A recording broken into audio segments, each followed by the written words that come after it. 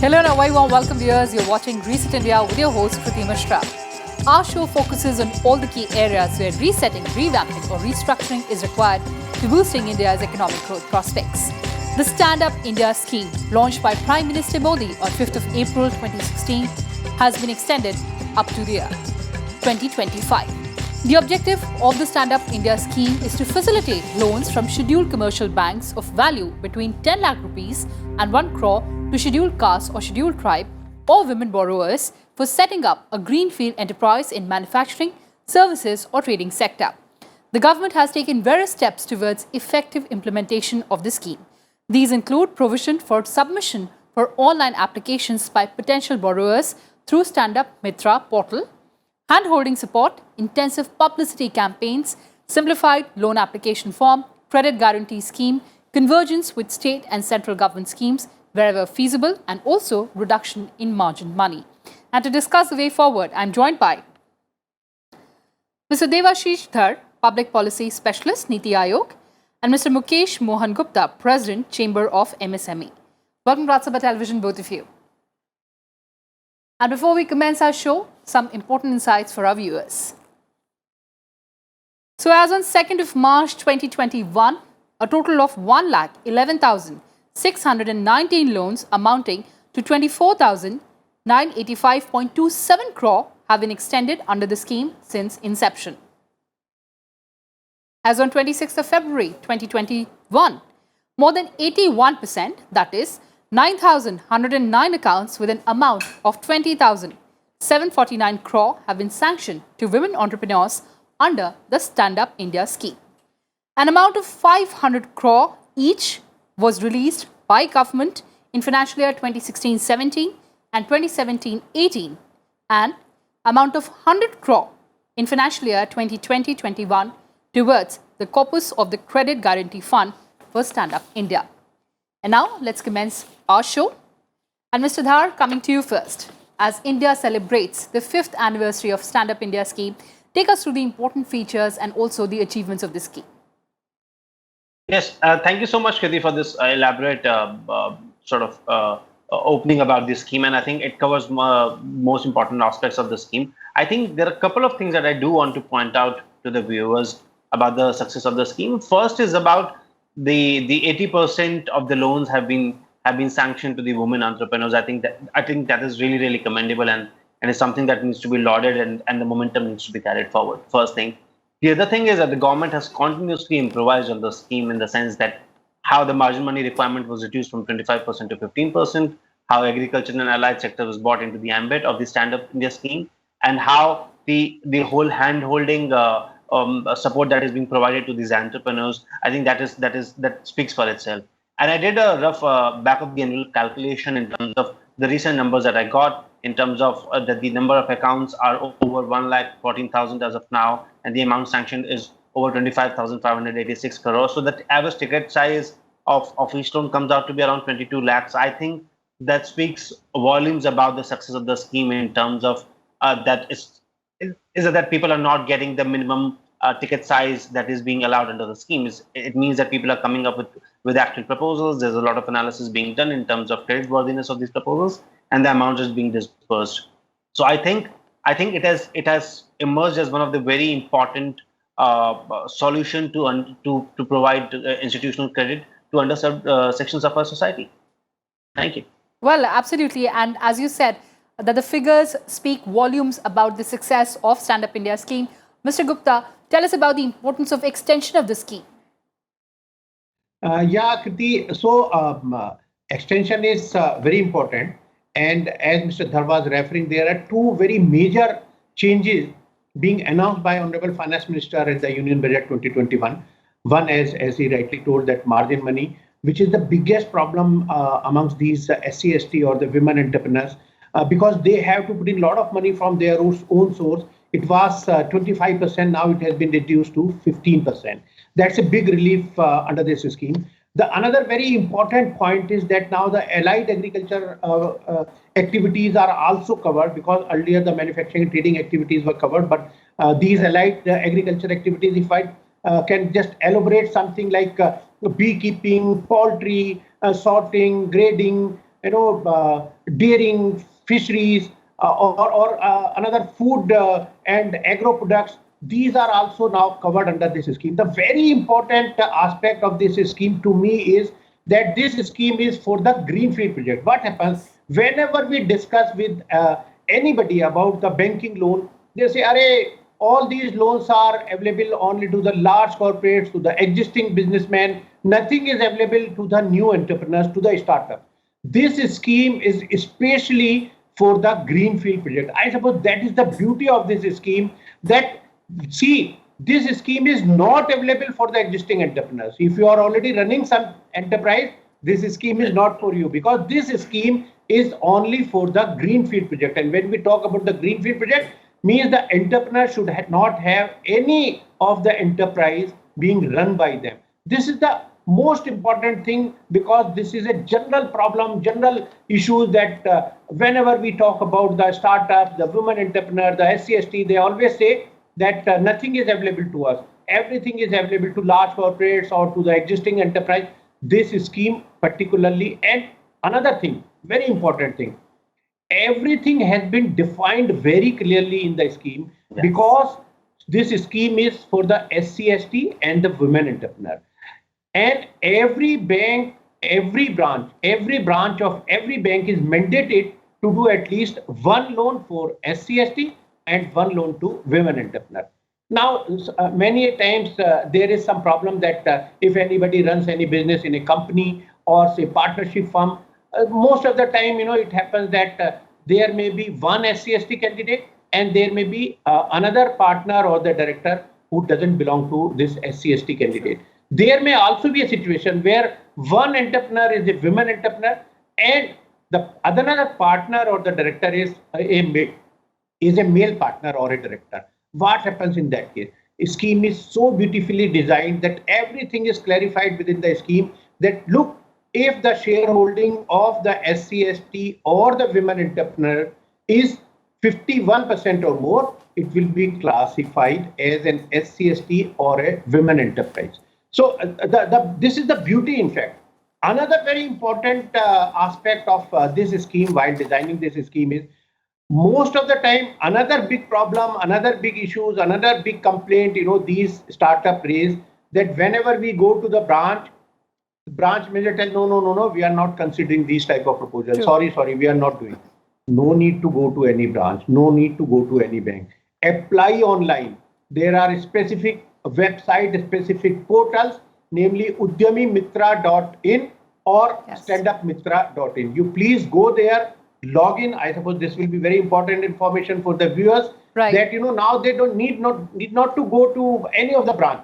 First, they should sit at their home, at their office, or at their business places, log in at this udyamimitra.in, and then apply online. You will get immediately a application number, and most probably the branch and the branch manager will contact you and will ask that, look, madam or sir, you have already applied for a loan. Right. We want to get the complete documentation. We want to do the inspection. We want to sanction. We want to disburse. As I already told, that every branch of every bank is mandated to do at least one loan under this Stand-Up India scheme. This is a fantastic scheme being launched by Honorable Prime Minister, and these changes, as you rightly told, are really helping and will help a lot to these SC/ST or women entrepreneurs. Absolutely, sir. You took us through all the important highlights. But Mr. Dhar, I'm sure many of the aspiring entrepreneurs, the budding entrepreneurs, are watching our show. Mr. Dhar, for their convenience and their knowledge, who can apply for this loan, and what is the difference between Stand-Up India scheme and Startup India scheme? So I think there are two important features to it. One is that you need to have these greenfield projects.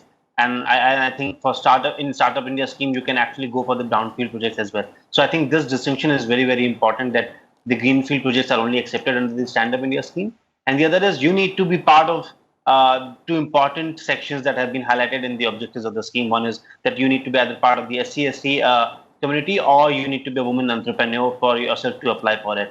And in terms of, I was looking at some of the success stories of the Stand-Up India scheme, and I was actually looking at, there were a lot of people who were salaried people who decided to quit their jobs and then apply for it. So it means basically that you can actually go with a good idea and they can judge at the credit worthiness of the idea based on your experience, based on the documents that they have provided, and that can actually help them get the loan, which was usually not the case a couple of years ago. So I think that's really important. The one other thing that I want to mention is that, as Mr. Gupta highlighted, the agriculture and allied activity, which is poultry farming, beekeeping, and so on, they're small ticket items, and they do not, and they did not get as much credit, institutional credit a couple of years ago. I mean, SHGs used to get that credit, but not individual borrowers for these business models. And likewise, I was looking at that there is one woman who is actually manufacturing and grading jeans. Then there's someone who's got computerized fashion designs, someone who set up a beauty parlor. So I think the range of activities that is being covered under this scheme is something that is really important, that from 10 lakhs to 1 crore you can actually undertake a whole range of activities under this range of credit available to the entrepreneurs actually. All right, so since we're talking about the examples, Mr. Gupta, we have millions of SC, ST, women entrepreneurs who wish to script novel success stories, but finance, of course, was the biggest challenge. How is this scheme turning dreams into reality? No, actually, when at your opening remark, you gave some data, in fact, that itself says that yes, the scheme is very well taken by not only the entrepreneurs, but by the bankers also. As far as your question was about the eligibility or who are the eligible borrower, I would like to add what Mr. Dhar has told, that 2-3 more eligibility criteria have been defined under this scheme. Please go ahead, One is that the borrower should be at the age of 18 years or more. There should not be any default by him or her to any of the financial institution or the bank, the lending institution, which normally happens in all the schemes because everybody checks the CIBIL score and all those things. But specifically here, it has been mentioned that the borrower should not be in default to any financial institution or the lending institution. The repayment schedule here, I would also like to mention here for the benefit of the viewers that repayment schedule is also great under this scheme. A total of 7 years can be given if you are taking a term loan. Out of that 7 years, 18 months can be moratorium. During that period, the borrowers need not to pay any principal amount, only interest is required to be paid during this moratorium period of 18 months. And then in the balance period, the principal can also be paid if it is a term loan. So, yes, great scheme. And I suppose that as mandated that every branch of every bank has to do at least one such loan for SC, ST and one loan account for women entrepreneurs. I am confident that many of the branches of the banks are doing much more than what is the minimum mandatory requirement for the sanction of the loan by them. All right, so all the aspiring and the eligible entrepreneurs can apply for the loan right away. But Mr. Dhar, talking about the women entrepreneurs. Now, financial inclusion is of paramount importance for gender parity as well as economic empowerment of women. How are the women entrepreneurs faring out according to you? I think this question needs to be understood in terms of the broader context of what we are seeing in the economy overall. In terms of that, the female workforce participation rate is not at the level that we would have actually wanted for an economy with the $3 trillion status as of now. So I think this gives an opportunity for women because there are certain social and cultural norms that that sort of lead to lower workforce participation rate, and there are other issues in terms of transport and so on. So I think this scheme solves the issue because the women are actually becoming employment generators and employment seekers. So in the sense that they're able to create their own enterprise and they can employ. And when I was looking at these case studies, some of the women have actually employed up to 50 people under their enterprise. And I think this is a very encouraging number to look at. The other thing is that the 4/5 of the entire account holders under this scheme are women. So I think that is also a number that speaks for itself in the sense that how the women are being empowered, and actually women, and also it speaks volume about how women are actually coming forward to avail the benefits of this scheme. It also tells that what is the uptake of this scheme among the targeted groups. So I think that this is a very encouraging number that we've looked at, that 4/5 of the accounts are held by women, and the number of employment that these women are generating, because financial empowerment is actually leads to other sort of empowerment for women, not in the household itself, but also in the society and in terms of their own. And because it creates a cycle of change for the other coming generation as well, actually, coming to think of it. Well, absolutely. Mr. Gupta, how are women entrepreneurs breaking the glass ceiling according to you, sir? Definitely. And I always used to tell that, tell me any area now where the women are not there, be it entrepreneurs, be it pilot, be it truck driver, be it rail driver, any field, I suppose women are there, be it new channels or anything.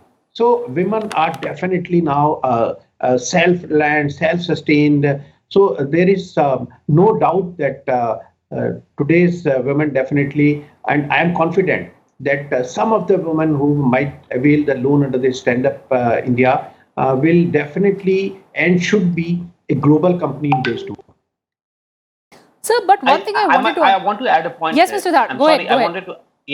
I wanted to add a point here that when I was talking about the broader context, I think the other thing that this scheme does is that it is converging schemes. Like for instance, for the government procurement, which is a huge bulk of the supply chain business segment, I think a government is actually looking to procure from women entrepreneurs a lot, and they're encouraging women entrepreneurs a lot. So I think we're not only looking at the supply side of it, we're also looking at the demand side of it. And when you do that, I think it's very encouraging. In fact, the household members would also encourage the woman in the house that you should step up and create an enterprise in your own name, because there is demand that is actually catering just for women entrepreneurs as well. So I think the government ensuring that the public procurement is happening for women-led enterprises, I think that's also a very encouraging sign in itself. Well, absolutely. Demand and also the market, and as you said, that the procurement, that of course is very, very important. But talking about the public awareness, Mr. Gupta, now since the scheme has been extended, how should the government ensure stricter implementation, and also promote awareness of the scheme? It's a very good question, Kriti, because I would like to mention here that what we are doing from our chamber side, we created a YouTube channel called MSME Helpline. So maybe your viewers may be benefited out of this. The MSME Helpline YouTube channel, what we do in fact over there, we do a lot of awareness of any and every scheme of the government of India, like this Stand-up India scheme also. We made a video and posted, and I'm happy to share that there is a number of viewers and number of comments, in fact, being coming out. So we all have to do our part of awareness, whatever we can do. Government, I suppose, is doing, because I feel at every branch level there are some information being pasted out, or it's displayed that this branch sanctioned the Stand-up India loan. So that can be a very good suggestion that every branch, whenever there is no such display board, it should have such display board. Yes, as far as our chamber is concerned, and many other industrial chambers will be doing a lot of awareness program, but we are doing it in a very big way through our YouTube channel, MSME Helpline. We post not this Stand-up India, but any scheme, whatever is there, we immediately post a video giving the complete details of that scheme. Government at their own part is definitely also very keen to make a lot of awareness through the news channels like yours, the medias, the print media, the electronic media, through Twitter. Even the Honorable Finance Minister also tweets, in fact, about this scheme. But at the ground level, if every branch has this display board about this major conditions or the major eligibility criteria, the loan scheme, or everything about the scheme, I suppose that will be a great support to the people living in remote areas of the country. Mr. Dhar, do you agree? I completely agree with the points that Mr. Gupta mentioned, and I think I would like to add a couple of more channels as well. So first is, the credit is due in terms of information, education, communication campaign by this government they actually go down to the village level, and I think that is very encouraging to see, because you can actually provide as much information directly to the beneficiaries. And I think the other thing that we should do is that a lot of entrepreneurs and credit seekers are actually having these apps. So I think you could have those pop-up messages when they are accessing certain apps of certain financial institutions, and that analysis could be quickly done in terms of which are the banks that are providing the more maximum credit under the scheme. So one is that. The other thing is, of course, mentioned by the banks about the banks by Mr. Gupta is very important, and particularly the rural branches of the banks, because if you go to a village, you see that a bank branch is actually the primary source of information for a lot of things, not only government schemes, but in terms of life in general. If you see the bank branch in a rural areas is a really important source of information. So a lot of credibility comes if that information is displayed there, as Mr. Gupta rightly said. And the third thing that I would want to say is that initially you need these IEC and mass contact campaigns for such schemes. But once you see that that scheme has taken off and a lot of women entrepreneurs and the targeted communities are actually availing the scheme, I think it has its own signaling effect. So what we would need to, at this stage of, so initially we actually need to inform people that, okay, such a scheme exists, but now we would actually need to just tell them that what are the terms and conditions, because there are people who are just seeking out this information because someone in their circle, in their friend circle, in their family circle has actually availed it and is benefiting out of it. Well, absolutely. Those are very important points that you made. But before we end this conversation, Mr. Gupta, this government has been focusing on empowerment rather than entitlement. Do you think that Stand-Up India scheme has emerged a big example for the same? Yeah, definitely. Because as our Honorable Prime Minister always say that, be the job creator than the job seeker. Perhaps this scheme is a great help, support for this aim of the government, that as Mr. Dhar was also referring to, that, if these women, these SC/ST, they will start their own enterprise, definitely. They will not be required to go to the cities, to the metros. At their own village, at their own towns, they can start some enterprise, and rather than a job seeker, they can be a job creator and they can employ a lot of people, in fact, because normally any MSME, any startup, these type of industries have to engage at least 2 to 5 people, in fact, with them initially. Later on, the number can increase. So definitely this scheme is helping a lot towards the government aim. Mr. Dhar, become a job giver instead of a job seeker. Your closing comments. I think that's the best line actually on which we can end the conversation, in the sense that that's what Stand-Up India is all about. And I think we are living in a very interesting time when the cost of internet data has really come down. True. There's a proliferation of smartphones.